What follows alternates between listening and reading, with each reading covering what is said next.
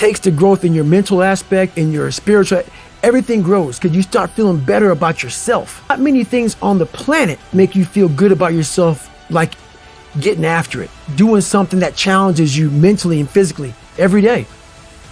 You cannot live in that normal mindset. You must be your best on your worst day.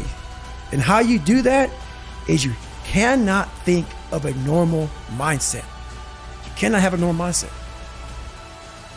My big takeaway of life is if you're constantly taking the easy way out, you're never gonna callous your mind. I was a chameleon living in life who could barely get by. So I know that they were taking the normal mindset of people. They weren't talking about the 1%ers, the people who want it like there's no tomorrow. You're alone. You're alone. You may have a shrink you're going to, you may have a best friend you're going to, but there's 24 hours in the day where you're alone in this brain. And your brain is talking to you in all kinds of ways. And it wants to control you and pull you in these different pockets. If you can't control your own brain and your brain controls you, you're f***ed. You got to tell your brain where you want to go and how you want to go and how you want to get there. You got to control it. If not, it's over. I had the ultimate blueprint by watching my family. I was the youngest kid. So the youngest kid has the total advantage. You know, you may get picked on, you may get bullied with everybody, but you sit back and exactly what you said. I sat back and watched my dad. Definitely don't want to do that. My mom, my brother, whoever it may be. I sat back and I paid attention to everything around me. And it was the ultimate blueprint to how to live life. How not to live life. As I watched people do, and I said, I don't want to be like that. I know where you are. I know where, because I've been there. That's why I help so many people out. I've never been above you. I've always pretty much been beneath you, and that's where my knowledge came from. So I know how to reach those people who are in the dungeon because I've been there so many times. I call it part-time savage. I started kind of going through this. I started getting, a little bit injuries, a little bit of this, a little bit of things that back in the day never slowed me down. When I got my head out of my ass and realized that, hey, we have more left, we can still push harder, we're not there yet. I realized, talking to a guy named Cameron Haynes, who did this race, 240-mile race. And is this the new level? Is this the new push? So when I decided to do that race, it was in the back of my mind like, man, I've really become an expert at running 100-mile races.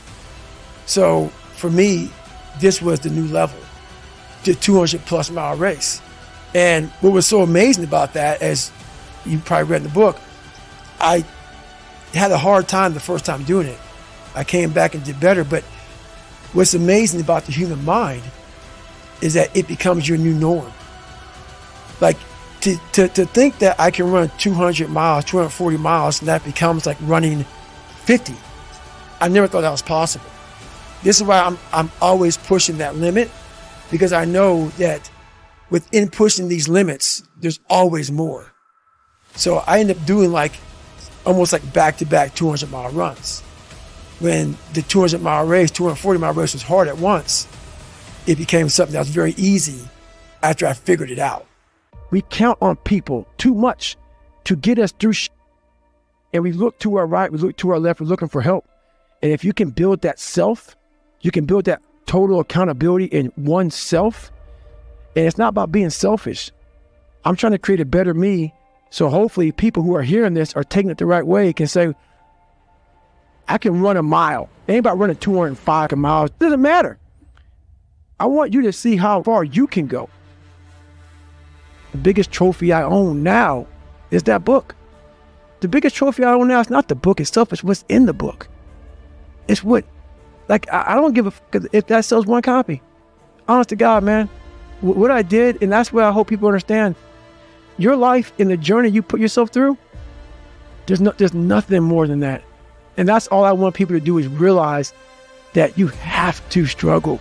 You have to struggle. The bigger the struggle, the bigger the peace. The bigger the suffering, the more peace.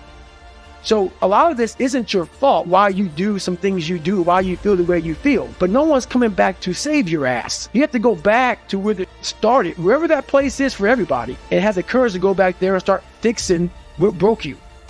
And that's when I was like, hey, I'm up. I'm gonna go back and fix this. And I know how to self-motivate. A lot of them don't know how to self-motivate, man. Like, we like to put the headphones on, like before the big game and listen to the music. What the fuck do you do when the headphones come off, bro? It's you in your own mind. I know how to do that.